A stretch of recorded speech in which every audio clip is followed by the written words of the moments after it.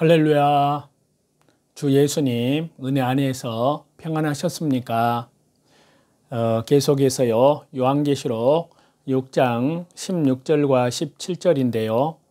산들과 바위에게 말하되 우리 위에 떨어져 보좌에 앉으신 이의 얼굴에서와 그 어린 양의 진노에서 우리를 가리라.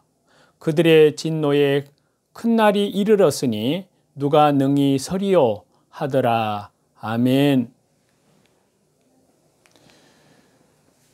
여기 말씀에서요, 회개도 회개할 수 있을 때 해야 한다는 그러한 사실을 우리에게 알려주고 있습니다. 여기 16절과 17절을 보시면 이 땅에 믿지 않던 자들은 진노의 큰 날, 곧 하나님의 최후의 심판날에 산과 바위를 바라보면서 하나님과 어린 양의 얼굴에서 자기들을 가려달라고 예친다고 하였습니다. 이는 곧 그들이 현재 당하는 재앙과 심판이 하나님과 그리스도로 말미암아 온 것임을 알고 있음을 보여주는 것인데요. 즉 그들은 이 엄청난 재앙을 맞을 때 영문을 몰라서 허둥대는 것이 아니라 하나님과 그리스도의 심판 때문임을 분명히 알고 있다는 것입니다. 그런데 여기에서 하나 이상한 점이 있습니다. 대개의 사람들은 평소에는 하나님을 거절하거나 부정하더라도 이처럼 막다른 골목에 오면 한 번쯤은 하나님을 생각하고 그 자비를 구하는 것이 보통입니다. 그래서 평소에 복음을 거절하던 자들이 질병이나 재난 등으로 삶의 위기가 오면 낮은 마음으로 하나님께 돌아오는 경우가 종종 있습니다. 그럼에도 불구하고 여기 16절과 17절에 언급된 이 사람들은 말 못하는 산과 바위들어 자기들을 가려달라고 요청할지언정 추워도 회개할 기미를 보이지 않고 있습니다. 이것이 무엇을 말해주는 것일까요? 그렇습니다. 현재 이들의 마음은 회개하고 싶어도 회개할 수 없는 일종의 회개의 불능의 상태에 빠져 있다는 것입니다. 다시 말해서요, 이들의 현재의 마음은 마치 화인 맞아서 완전히 정신과 마음이 마비된 자들처럼 회개할 수 있는 능력을 완전히 상실해버린 상태에 있다는 그런 뜻입니다. 그러면 하나님은 이들에게 회개의 기회와 시간들을 주지 않으셨을까요? 결코 그렇지 않습니다. 왜냐하면요, 이미 계속 누차 말씀드린 대로 우리 하나님은 모든 사람들이 회개하며 구원 얻기를 원하시기 때문에 마지막 순간까지 참고 기다리시는 분이시기 때문입니다. 그리고 이 점은 지난번에 말씀드린 대로 넷째 인까지의 재앙이 완전한 재앙이 아니라 부분적인 재앙임을 보아도 분명히 알 수 있다는 사실입니다. 곧 하나님은 부분적인 재앙을 통해서 충분히 경고하시고 회개의 기회를 주셨던 것입니다. 그럼에도 불구하고요, 이들이 이처럼 마지막 순간까지 회개하지 않고 있다는 것, 아니 회개할 수 없다는 것은 그들이 이미 회개할 능력을 완전히 상실했음을 보여주는 것이 아닐 수 없습니다.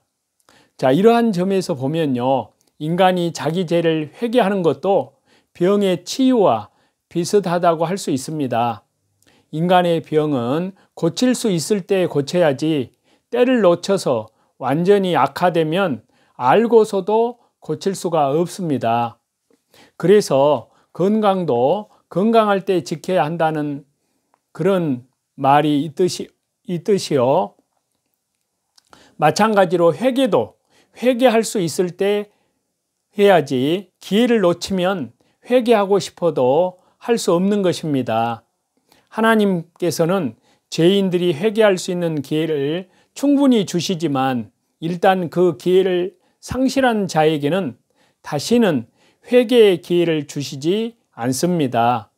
회개의 기회를 저버린 자에게 주어지는 것은 오직 영원한 멸망뿐입니다.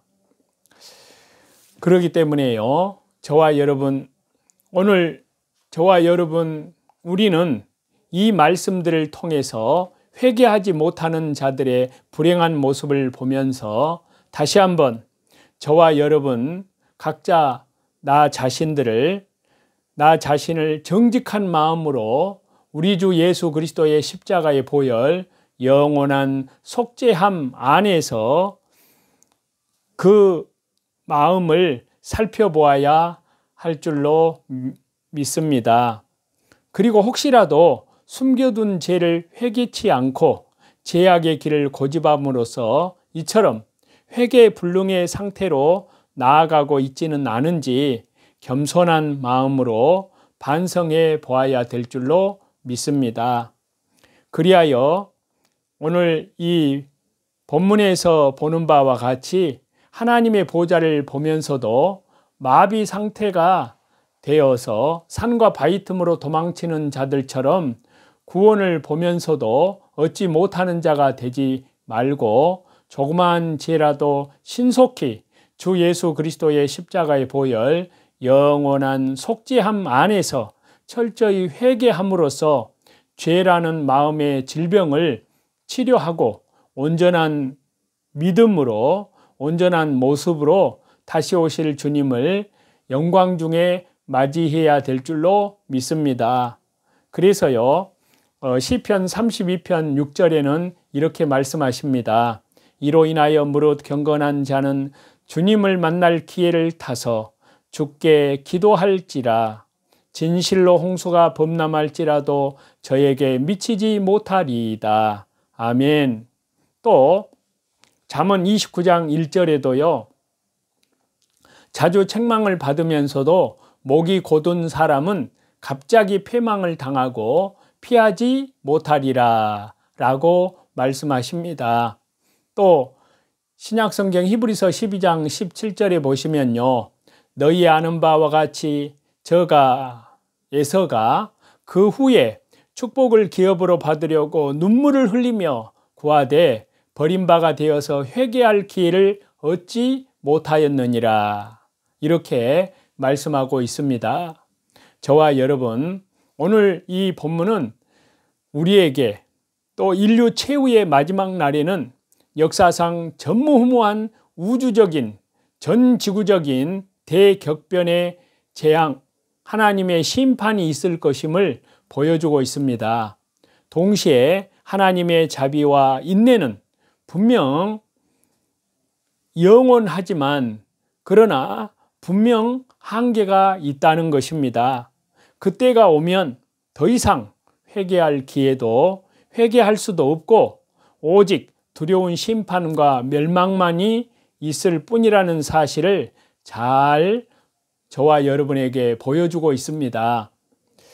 따라서 저와 여러분, 우리는 그러한 날이 오기 전에 이처럼 하나님께서 부분적인 재앙으로 경고하시고 불안하나마 평화의 기간을 통해서 기회를 주실 때에 작은 죄라도 신속히 주 예수 그리스도의 십자가의 보혈 영원한 속죄함 안에서 회개하는 습관을 가짐으로써 다가올 심판에 대비해야 될 줄로 믿습니다.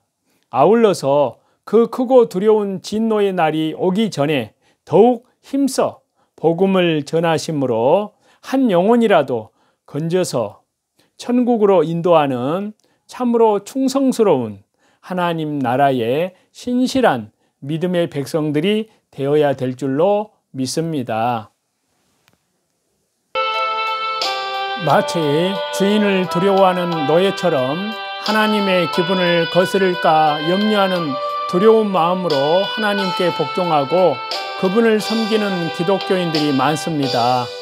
하지만 성경이 말하는 믿음은 이와는 다릅니다. 성경은 행위로 구원을 받을 수 없으며 죄를 보상할 수도 없다고 가르칩니다. 성경은 오직 하나님이 거저 주시는 은혜로 죄의 용서를 받고 구원을 얻는다고 말씀하십니다. 따라서 우리는 어린아이처럼 하나님의 사랑에 감사하며 즐겁게 하나님을 섬길 수가 있습니다. 은혜를 경험함으로써 얻게 되는 기쁨과 그로 인한 능력은 말할 수 없이 큽니다. 사죄의 기쁨은, 영원한 속죄에 대한 기쁨은 우리의 삶에 힘을 주고 삶의 상처를 치유합니다. 우리는 교회에서, 가정에서, 학교에서, 직장에서 이 놀라운 복음의 메시지를 전하지 않을 수가 없는데요. 하나님의 은혜를 강조하면 계명에 복종하는 삶이 등한시될 수 있다는 생각은 잘못입니다. 오히려 그 반대입니다. 하나님의 은혜는 우리가 받아 마땅한 심판으로부터 우리를 무조건적으로 해방시킬 뿐만이 아니라 받을 자격이 없는 축복을 받아 누리게 합니다.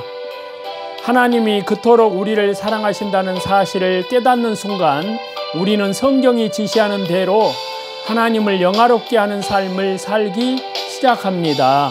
하나님의 은혜보다 더 효과적으로 우리의 마음을 움직이는 것은 없습니다. 따라서 은혜를 강조한다고 해서 죄를 가볍게 여기든지 혹 주님의 계명을 무시하게 된다면